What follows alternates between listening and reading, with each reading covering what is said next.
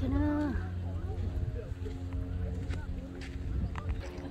tôi có số nó bỏ kia là lúa rò họ mà trong có cứ nữa mới cho bắt đan hơn lúa rò kia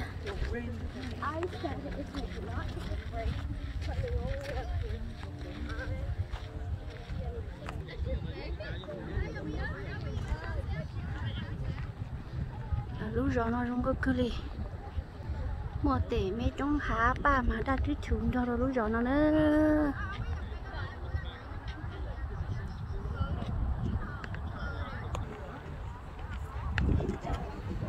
tin anh chị tôi sẽ chống bỏ nó liền cho cái này cho bà ta bé tôi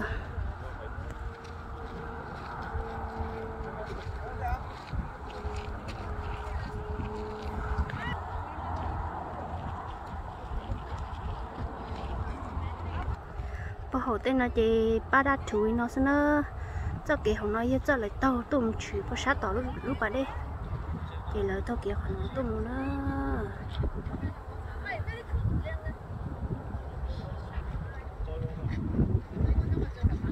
chị tiếng nên tương về tao bó trong lòng có bỏ cho tao đua qua sự mà chị ra tiếng nên nữa cho tiếng nên tao kể tôi muốn xếp ba đường gò xưa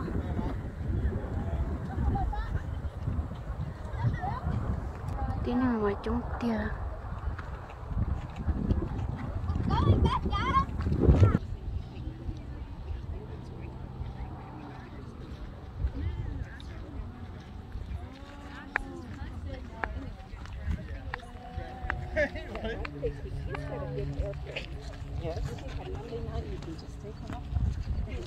Malia? We tried to help her put on her life jacket.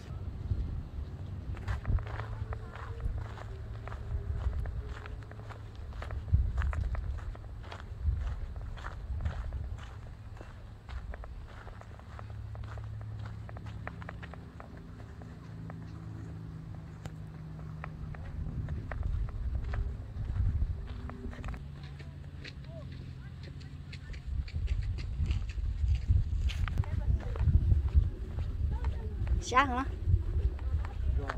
Chưa rõ. Chưa rõ chị bây giờ chế chị chưa rõ sự.